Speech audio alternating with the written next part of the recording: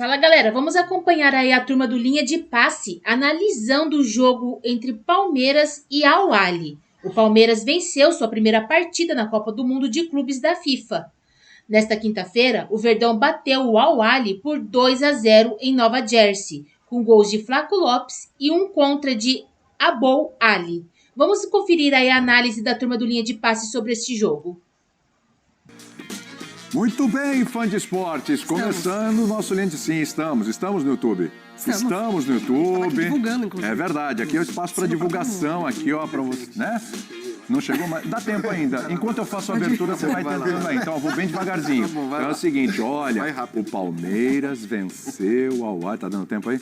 Palmeiras venceu o Al Ahly por 2-0 no segundo jogo do Verdão pelo Mundial de Clubes e deixou essa classificação bem encaminhada, aquele saldinho ali de 2 gols.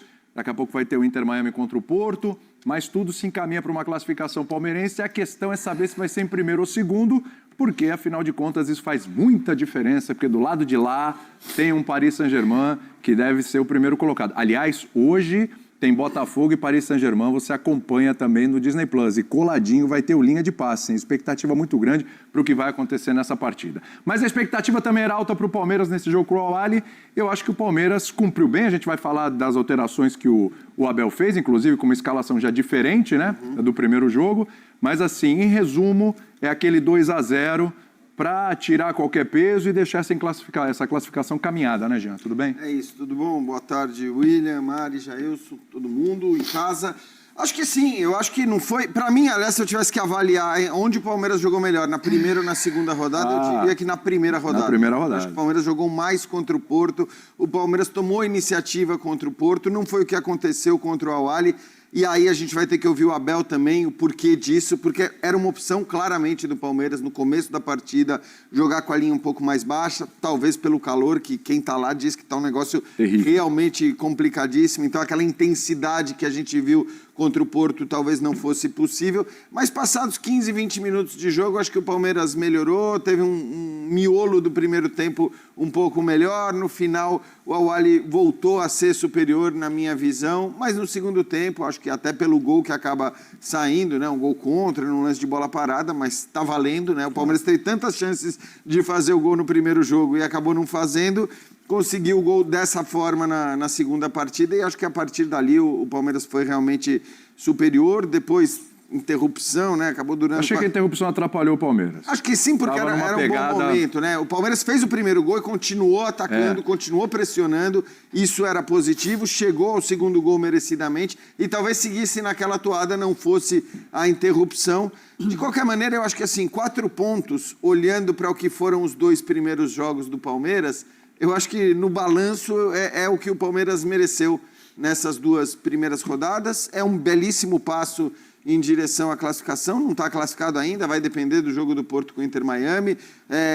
Nessa chave nenhum jogo é garantido, assim, não tem um Auckland.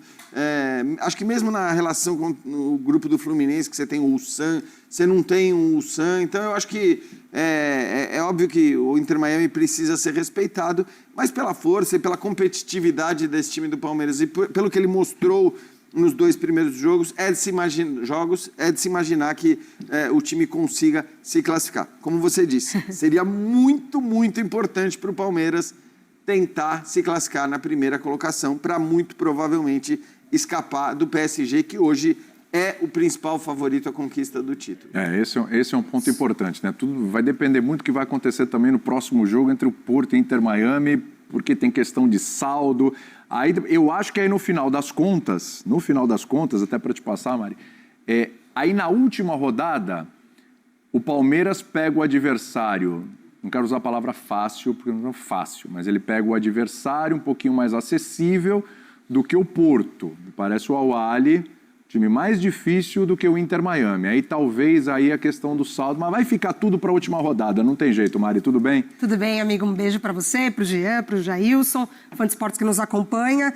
Sim, acho que vai ficar tudo para a última rodada, até pelo que apresentou, né, o início dessa competição nesse grupo, o empate Inter Miami e Al Ahly, o empate Palmeiras e Porto.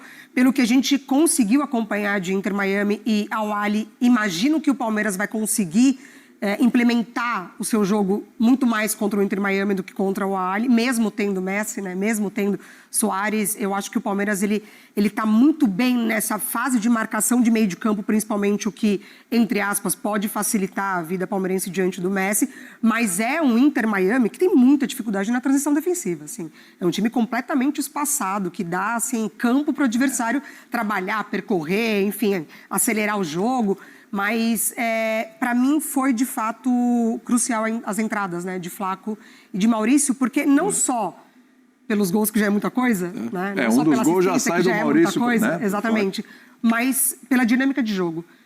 A entrada dos dois, ela também aumentou o nível dos outros atletas. Então, o Piquerez entrou mais no jogo, o Giai corrigiu mais posicionamento, o Rios, não tem nem o que falar, para mim é o melhor jogador da temporada do Palmeiras, mas a dinâmica de jogo da equipe, como coletivo mesmo, como time, para mim melhorou com a entrada dos dois. Então, não é só por conta dos gols, que já é muita coisa, mas já voltar com eles, para mim, foi o ponto de chave para essa vitória do Palmeiras. O Jailson diria que o Palmeiras já está classificado? Tudo bem, Jailson? Tudo bem, boa tarde, amigos. Boa tarde, o pessoal que está em casa. Eu acredito que sim. Precisava fazer 4 pontos, né? Principalmente por conta do empate, depois daquela apresentação contra o Porto, porque foi o que eu falei, o Palmeiras deixou de ganhar 2 pontos contra o Porto. O Porto ganhou 1 ponto. Foi aquilo ali que o Palmeiras atropelou o Porto na parte final e o Porto ficou satisfeito. Então, eu acho que sim, 4 pontos. Agora tem um adversário que é o Inter Miami, que é um adversário um pouco mais acessível. Eu acredito que o Palmeiras já tenha bem encaminhado a sua classificação. Mas, o que eu estou falando dos clubes brasileiros, né? O importante era a vitória. O importante era ganhar a qualquer custo. Mas eu estou com o Jean. O jogo contra o Porto foi muito melhor do Palmeiras. Eu também estou curioso para saber qual vai ser a análise do Abel Ferreira, porque, para mim, com certeza foi algum tipo de orientação por conta do calor, que realmente eu não entendi, porque contra o adversário mais difícil, o Palmeiras se impôs, o Palmeiras marcou alto, não deixou o Porto respirar e tomou as rédeas da partida como um todo. Hoje, contra o Al-Ahly, o Palmeiras deu a bola. Deu a bola para o Al-Ahly, marcou um bloco um pouco mais baixo e, basicamente, no primeiro tempo todo, não conseguiu sair jogando. O Palmeiras não saiu jogando nenhuma vez por baixo, tentando trocar passes para jogar o adversário para trás. Era só bola longa. Era o Everton fazendo bola longa no Vitor Roque. Que eu não consigo entender realmente, porque fazer bola longa no Flaco Lopes é uma coisa. Agora, bola longa no Vitor Roque, enfim, eu tô com a Mari também no que ela disse em relação às substituições, melhorou muito o time do Palmeiras, e aí, para passar para a gente continuar a conversa, eu acho que foi o último jogo do Vitor Roque como titular do Palmeiras nesse Mundial. Isso é um bom ponto, hein, Gelson? Nesse Mundial. A gente falava no pré-jogo de como o Flaco Lopes pode perder gol, pode ter as questões dele, porque ele perdeu um gol ali que era só dar com a perna direita, ele foi de esquerda. O primeiro lance dele já foi meio atrapalhado. Ele perdeu o gol, só que o jeito que o Palmeiras joga, de tentar abrir o time adversário e, basicamente, cruzar a bola para a área, procurar uma referência dentro da área, o Flaco Lopes ele ajuda muito mais do que o Vitor Roque. Até pela estatura, até pela forma que o Flaco Lopes joga. E muitas vezes falta alguém na área porque o Vitor Roque se movimenta mais. Então o Flaco Lopes entra no jogo que estava complicado, o Al-Ahly era melhor no primeiro tempo para mim. E aí o Flaco Lopes entra no jogo complicado, o gol contra só sai porque ele que estava na bola, na cobrança da falta. Foi. Ele atrapalhou o zagueiro adversário e depois ele faz o gol. Muito inteligente pelo chão, se desloca ali, ele bota o corpo na frente do zagueiro, porque se o zagueiro encosta nele, ele seria expulso. Se ele levasse a bola para a perna direita, provavelmente ele poderia perder na corrida. Ele dá o tapa para cima do zagueiro, o zagueiro já fica com medo, já faz assim, porque se encostasse seria expulsão, e ele bate muito bem na bola. Então, eu não vejo mais motivos pro Flaco Lopes ser reserva do Vitor Roque. Sendo o mais sincero possível, e a gente estava falando 25 milhões de euros, né, Mari? Que a gente estava pesquisando ali, que foi o valor do Vitor Roque. Mas, no momento, o Flaco Lopes, para mim, entrega mais pro time do que o Vitor Roque. Você acha que é por aí? Eu acho que o adversário vai facilitar a titularidade do Vitor Roque na última rodada da fase de grupos. Justamente por isso, eu acho que o Inter Miami, muito mais desorganizado, talvez seja, de fato, mais uma oportunidade para ele, o Abel possa entender assim, né? O Abel, ele não é de desistir de jogador. Sim, sim. Né? Muito pelo contrário, ele insiste bastante com o jogador.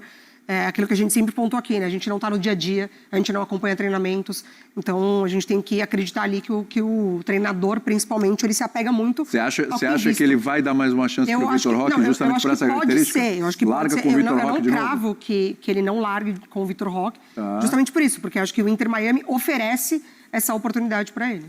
Você acha, hein? Eu preciso ser coerente até com o que eu falei depois do jogo contra o Porto, que eu até imaginava, eu falei, olha, acho que se houver mudanças tal, e devem haver mudanças, talvez seja no centroavante. Eu imaginei que o Flaco pudesse começar o jogo de hoje já. Eu também. Até porque a gente imaginava, eu pelo menos imaginava, um Awali mais baixo, né? Mais fechado, e não tomando iniciativa. Então, era um cenário, o que eu imaginava e que não se confirmou para o jogo de hoje, era um cenário em que talvez coubesse mais o centroavante, o cara de referência na área, porque é mais a pegada do Flaco. Isso não aconteceu, ele começa no banco de reservas, mas aí, de novo, assim, é o que o Jailson falou. Mais uma vez ele entra bem, porque isso não é só de agora, né? No Campeonato Brasileiro já vinha acontecendo. Em vários momentos ele entrando e resolvendo a parada e fazendo gols. Por mais que, né, na expectativa em relação ao potencial máximo, acho que todo mundo imagine o Vitor Roque com um potencial além do potencial do Flaco, não é o que a gente tem visto já há uma boa quantidade de jogos. E esse é o tipo de campeonato que, cara, é tiro curto. Você tem que olhar quem está melhor. O Tite falou isso depois da eliminação da Copa do Mundo. Ele falou, cara, eu aprendi isso, né? Depois da primeira Copa, ele falou, eu aprendi que eu preciso mudar se um jogador não está bem, porque o campeonato tem 7 jogos. E acho que isso se aplica também a esta Copa do Mundo. Claro que tem uma questão física. Eu, sinceramente, nem acredito que, se ele não estivesse pensando em dosagem, talvez as outras mudanças que ele fez tivessem acontecido. A saída do Maurício, não acho que se justificasse para a entrada do Facundo, não acho mesmo. A saída do Felipe Anderson também não acho que se justificasse, mas ele sabe que ele precisa dosar também. Então, eu acho que teve um pouco de mudança. Aliás, eu acho não, ele falou isso. Ele falou isso na entrevista pré-jogo. Ele falou, nesse tipo de campeonato, com jogos tão próximos, eu não vou escalar o mesmo time todos os jogos. Então, eu acho que quando ele toma as decisões que ele tomou de mudanças, tem muito mais a ver com uma questão física do que com uma crença de que, sei lá, vou tirar o Maurício e colocar o Facundo Torres e o time vai voar. Vou tirar o Felipe Anderson e colocar o Veiga que o time vai voar. Acho que não é isso. Muito embora no último programa que a gente... Aliás, o primeiro, né, com relação ao Palmeiras, a gente estava conversando sobre isso aqui, do Veiga, e você, o Birner, o Calçade também, estavam pensando numa possibilidade do Veiga entrar mesmo nesse jogo hoje. Para ser justo, até o Birner falou mais... Eu não imaginava o Veiga jogando aberto pelo lado direito. O Veiga aberto não... Eu acho que ele não funciona tão bem assim. Tanto que quando começa o jogo, todo mundo imaginou, né, o Facundo aberto como... Pela direita como o Felipe Anderson, isso, foi o que eu imaginei. O Abel falou isso. Eu também imaginei. Ele falou que o Estevão cairia pela esquerda. O Estevão pelo lado esquerdo e o Facundo fazendo a função do Felipe Anderson. O Estevão foi para a esquerda com 19 minutos. O Estevão estava na ponta direita. 19 minutos ele inverteu. O que aconteceu depois de alguns minutos era uma inversão ali, Veiga e Estevão. Isso, não o Facundo ficou abertão do lado esquerdo. Então, assim, no fim, acho que ele surpreendeu todo mundo, até mesmo quem achava que o Veiga fosse entrar. Mas é isso, não me parece que as mudanças sejam por deficiência técnica dos que saíram. Era mais uma questão, acho que, física, portanto é possível que eles voltem. O Palmeiras também vai ter que pensar agora na questão dos cartões. O Richard Rios, que eu tô com a Mari, talvez seja o cara que tecnicamente mais entregou na temporada, tomou um cartão idiota, mas de uma estupidez no final do jogo, dando uma bica ali para arquibancada, que não pode. Ainda mais ele. Ainda mais ele, com a importância que ele tem. E o Aníbal Moreno, puxando a perna. Que eu ia falar, porque é o seguinte, a pausa que rolou por conta do raio lá, assim, os jogadores estão no ritmo, na voltagem 220, estão correndo de um lado para o outro. Rolou a pausa. E aí ficou o tempo, eu não sei quanto tempo ficou. O corpo esfria. Exatamente, o corpo esfriou. Na volta, o primeiro tapa, né, o primeiro tiro que o Aníbal teve que dar, que foi no contra-ataque do Awali... Não esquece, não. Muito bem, Fã de Esportes, terminando o nosso Linha de Passe. Lembrando, na sequência vem o Mundo F, fique ligado nos jogos do Disney Plus. E depois do jogo do Fogão, a gente cola com mais uma edição do Linha de Passe para analisar como é que vai ser esse confronto Botafogo e Paris Saint-Germain. Gelson, valeu, hein, garoto? Até a próxima. Mari. Beijo, brigadíssimo. Eu volto, tá? Num prédio Botafogo, Aonde? então. Num prédio Botafogo? Isso, Sport Center 3, às 8. Às 8, boa. Você, Jailson? O Palmeiras venceu sua primeira partida na Copa do Mundo de Clubes da FIFA. Nesta quinta-feira, o Verdão bateu o Al-Ahly por 2-0 em Nova Jersey, com gols de Flaco Lopes e um contra. Com o resultado, o Verdão foi aos 4 pontos no grupo A do torneio e ficou bem próximo de garantir a classificação para as oitavas de final. Os 2 gols do confronto saíram no segundo tempo. Aos 3 minutos, Aníbal Moreno cobrou falta para dentro da área.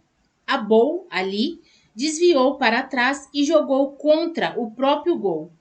Aos 13 minutos, Flaco Lopes recebeu passe de Maurício e, cara a cara com o goleiro, finalizou no canto para ampliar. O forte calor em Nova Jersey fez o rendimento das duas equipes ser comprometido. A chance mais clara de gol, porém, foi do Palmeiras. Aos 17 minutos, Estevão limpou bem a marcação, invadiu a área e finalizou no contrapé do goleiro. A bola passou raspando a trave. Aos 36 minutos, um susto. Veiga foi expulso após um carrinho, mas o árbitro reviu o lance no VAR e anulou o cartão, apresentando o amarelo. O Al-Ahly até tentou assustar em bolas alçadas na área, mas não conseguiu muito sucesso.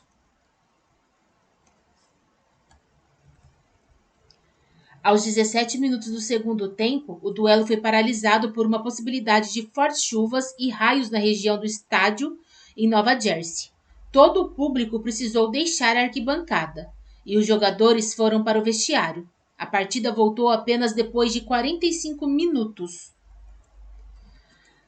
O Palmeiras volta a campo para poder confirmar a vaga nas oitavas de final na próxima segunda-feira, às 22 horas de Brasília, para enfrentar o Inter Miami, em Miami. Já o Al-Ahly encara o Porto de Portugal no mesmo horário, em Nova Jersey, precisando obrigatoriamente vencer.